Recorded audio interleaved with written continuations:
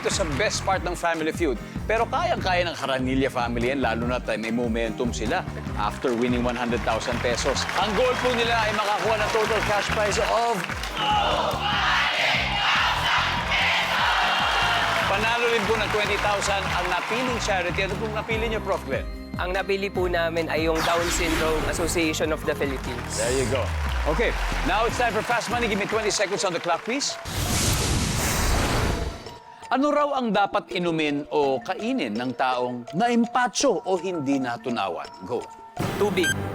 Kung pwede mong iuwi ang kahit na ano sa bahay ng isang milyonaryo, anong kukunin mo? Cashbacks. Ano ang karaniwang ibinabalita kapag New Year's Eve? Putukan. Kung mayaman ang ikakasal, ilang feet kaya ang taas ng kanilang wedding cake? 10 feet. Bansang nagsisimula sa letter N. Nigeria. Let's go, Prof. Glenn! Ano raw ang dapat inumin o kainin ng taong naimpatso hindi natunawan? Sabi mo ay tubig. Top answer, top answer. Ang sabi ng survey dyan ay... What? Kung pwede mong iuwi ang kahit ano sa bahay ng isang milyonaryo, anong kukunin mo? Cash box. Ang sabi ng survey? Nice one. Ano karaniwang binabalita kapag New Year's Eve? Tutukan, ang sabi ng survey. Wow! Kung mayaman ay kakasal, ilang feet ang wedding cake, sabi mo 10 feet, ang sabi ng survey. Pwede.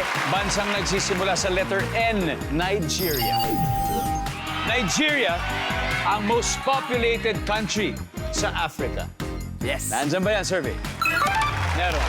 Very good, very good. Thank you, Top po. 143. 57 to go. Tawagin na natin si Zijan. Zijan, ito may bibigay ako sa good news. Si Prof. Glenn na nakakuha ng 143. 57 na lang. Diba? Sir! Eto, at this point, makikita na po ng viewers sa sagot ni Mr. Glenn. Give me 25 seconds on the clock.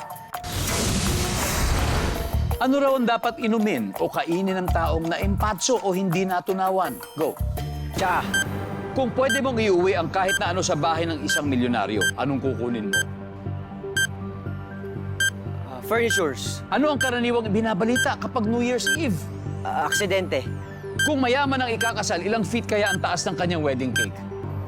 8 feet. Bansang nagsisimula sa letter N. And Nigeria. Sagot sa Nigeria? Norway. Let's go, Zijan! We need 57 points!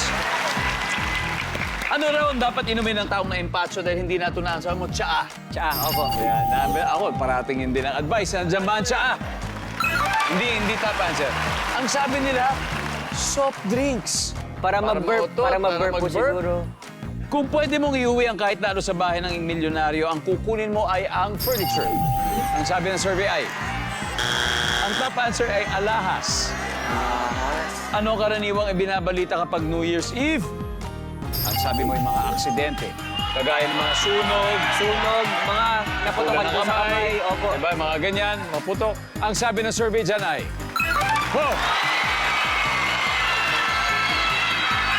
ang top answer, putukan. New Year countdown. Kung mayaman ang ikakasal, ilang feet kaya ang taas ng kanilang wedding cake? Sabi mo 8 feet. Ang top answer dito ay 5 feet. Okay? Ibibigay kaya ng 8 feet ang kailangan natin? Paano ba pag nagdadasal tayo kay bro? Paano ba ganyan? Ganon. Ganito, kuya. Ganyan. Sakto may top light tayo dito. Ayan. Ayan. Ang sabi ng survey sa 8 feet ay, bro, bigay mo na! Hindi pa! May isa pa. Bansang nagsisimula sa letter N, ang sabi mo ay Norway. Ang top answer ay New Zealand.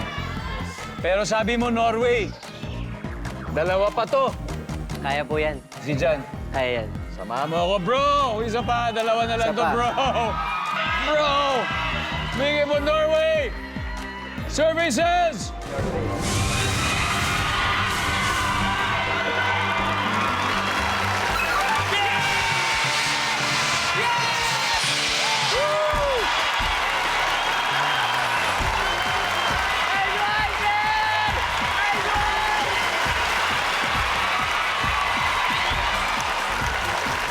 Congratulations sa Haranilla family. You have won a total of 200,000 pesos. pesos.